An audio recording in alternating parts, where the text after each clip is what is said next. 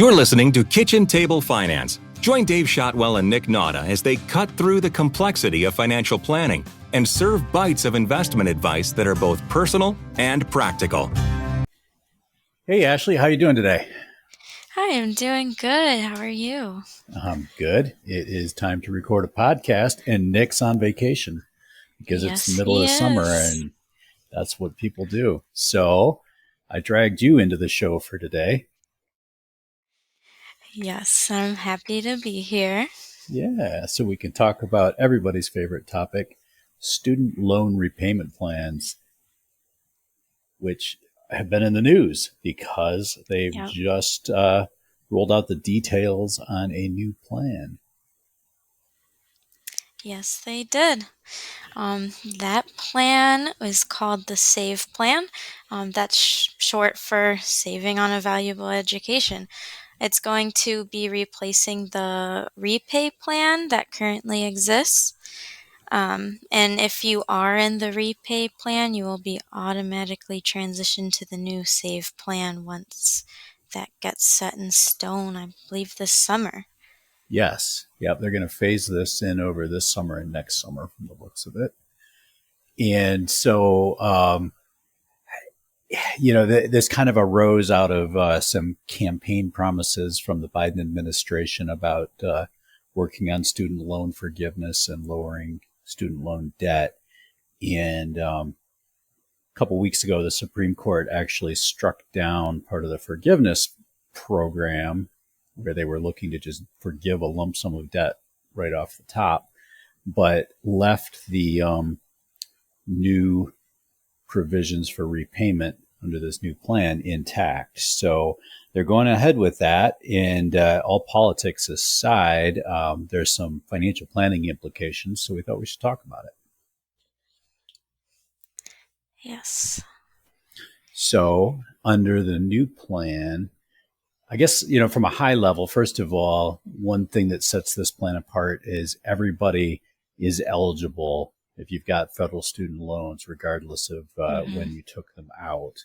And that in the alphabet soup of old income-based repayment plans, which there have been several, so many that I can't keep them all straight. Most of them had limits on who was eligible for particular plans based on what type of loans they had and when they took them out. So this one's a little bit broader. And in general, it should lead to lower monthly payments for a lot of people, right? Yes, yep. So the old payment in the repay plan was 10% of your discretionary income, and with the new SAVE plan, it's going to go down to 5% of the discretionary income. So the monthly payment will go down for basically everybody. Yeah. I believe they're keeping it at 10% for graduate loans. Yes. So it's undergraduate loans that are going down to 5% from 10%. But another aspect of it that will affect graduate loans and undergraduate loans is how they're counting discretionary income now. Mm-hmm. And so it looks like what they did is they enlarged what counts of your income as non-discretionary and shrunk the discretionary part that they say you have available, right? Yep. So they increased the percentage that they based that calculation on. So as well as for the undergrad, decreasing the percentage of that discretionary income, it's also taking kind of more percentage into the account of the federal poverty level that they use to calculate the discretionary income. Right. Now, there's one little caveat to all of this. While most people will see lower payments under the new plan, the payments under this plan aren't capped the way they were in the old plan. The old plans basically said if your income rises to the point where your payment under their payment calculations would be higher than what your standard loan repayment, if you were just on the 25-year repayment plan, if it got to be higher than that, then it capped out at whatever that standard plan would be. With this new plan, you could potentially actually have a higher payment. Hmm. So it really would only matter if you were in a pretty high income situation, though. Correct, correct. Another new thing with the SAVE plan is if you are married and filing separately, you are now able to exclude your spouse's income from that calculation for the monthly payment. This was not possible in the previous plans. Um, but something to note about that is if you are married filing separately, that does often result in higher overall taxes. So we Yes. would have to go into the details and make sure that um, the savings of your student loan payments would outweigh the increase of taxes that you would have to Right. pay. Right. And that's not as cut and dry as people might think. Married filing singly, taxes can get pretty complicated and expensive pretty quick.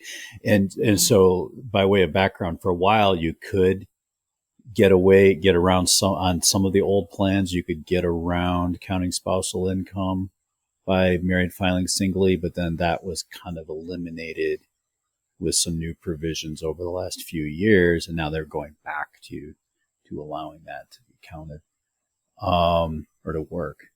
So leads to some interesting planning possibilities there as a financial planner to look at the tax situation for a married couple and figure out if there's some savings there to justify higher taxes. What about negative amortization? That's kind of an unfamiliar concept to a lot of people, but Mm. could be important with student loans under the old plans. Yeah, so in the past with old payments, if the monthly payment that you were making was not enough to cover the interest on the loan, the balance would continue to increase as the interest was accruing. But now, with this negative amortization that they're adding to the SAVE plan, that interest will be subsidized. So, with the higher interest rates now, this could end up being large savings over time. Right. That was an issue for people with large loan balances and low income. So their loan payment calculation based on their income wasn't enough to cover the monthly interest. And they'd be working hard at a low income job to make these payments and were actually falling further behind on their loans, even though they were making the amount that they were supposed to make. So that's been eliminated. And that's more important now too, right? Because interest rates are higher. So over time, that could actually lead to a bigger savings for a lot of folks. Yes, I Yeah, definitely agree. instead of having that balance continue to grow. Hmm. Um, so they're thinking ahead there a little bit. What about expanded loan forgiveness? Thought this was an interesting aspect of the new plan. Yeah, so they increased the amount of loan forgiveness from the previous repayment plan options. For the SAVE plan, if the total combined loans for undergraduate and graduate federal loans, if they are $12,000 or less, any remaining balance on your loan will be forgiven after 10 years of payments. Um, and then balances between 12,000 and 21,000 for undergrad, and on the higher end, 25,000 for graduate loans. Those will be forgiven somewhere between 10 and 25 years, depending on the balance and the calculations they do behind the scenes. Yeah. Um, and also, if you have above those amounts for your federal student loans, they will be forgiven, I believe, after 20 years for undergraduate loans and then 25 years for graduate loans. Yeah. So while the promise of forgiving loan balances right up front has kind of Mhm. been pushed aside, they're building it back in on the back end, really. And Yeah, I, I think that for a lot of large loan balances, it may actually have a bigger impact this way. definitely. Um, there's some interesting things too that they've changed with forgiveness around what counts as a month. It used to be if you made a payment for a month based on the formula for your income, that counted as a month towards the time you had to have. Now they're expanding that to include months when your loans are in deferment for some health issues and unemployment and military duty. Um, so that makes it a little bit more flexible, and then consolidation too, right? That used to reset the clock on um, the forgiveness timetable. So some people were stuck paying higher interest rates or having multiple loans out there that they couldn't consolidate because it would start the clock back on their loan forgiveness schedule. But now that doesn't matter. Right, right, which is definitely very useful and definitely something good that they added that helps the people. Yeah. So is your take on it that for most student loan borrowers, the save plan is going to be a good idea? Yeah, definitely. I believe so. As long as the monthly payment, of course, works out to less than what the standard payment on your loans would be, it would definitely be good to try to get into this plan, apply to it, and start going into this plan. Um, However, you do, like we said earlier, got to take some things into account, depending on your income. If you're going to have high income, the older repayment plans may look better because they do have those caps on how much the monthly payment can be, versus the new save plan that does not.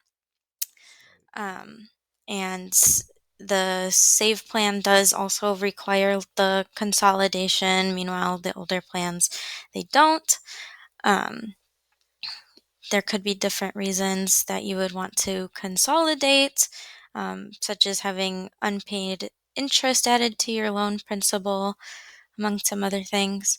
Right, Um, right. When you consolidate, they're going to take whatever outstanding interest balance you have and add that to your loan principal. So, depending on what the interest rate is and how much accrued interest you have, that could actually set you back more than what the savings would produce. mhm. Additionally, if you are currently in default on any of your federal student loans, the older payment plan will actually be the only option available for you. If you are in default, you will not be able to do the save repayment plan, unfortunately. So you've got to take all those things into account. Yes, and I believe I read that if you can once you get yourself on track, so you're out of default, you can switch. Yes, I believe Yeah. so. Like any of these things, we've been given this pile of regulations and some articles talking about Mhm. it, but none of this has been put into action yet. So it's going to take some time for everybody to sort out how all these things are really going to work in the real world.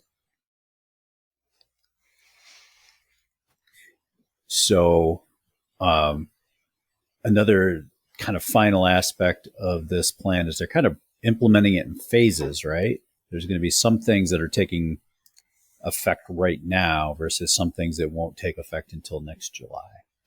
Correct, correct.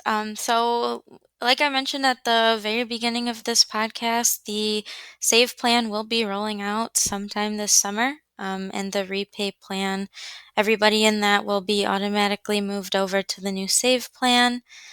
Um, the discretionary income threshold also does go up this summer.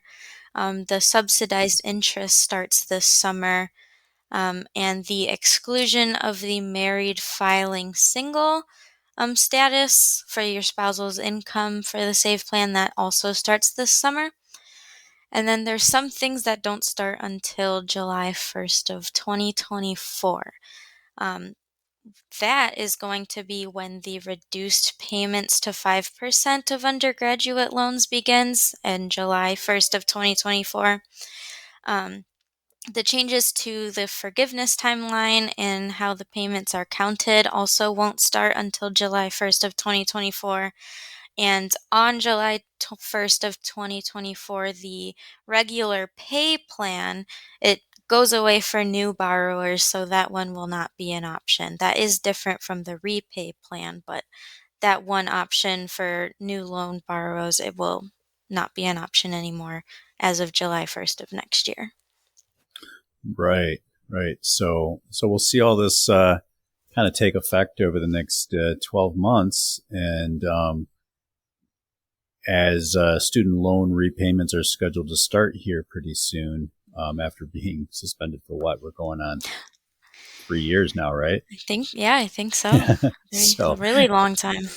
so if you're looking at all of this stuff and you have student loans, to me, there's a few topics in financial planning that it's like, I don't know. I guess we can thank the government for creating job security for us, right? Definitely. So definitely a confusing topic with lots of little aspects to look at: income and taxes, and your overall financial picture. So if you're dealing with student loans and you need some help, give us a call, right? Yeah, we would be definitely happy to help you with anything you need. All right. Well, Ashley, thank you for your help on this. Yeah, thank you, Dave. It was a pleasure to be here. All right. I'll talk to you later. All right, sounds good. Thank you. Bye.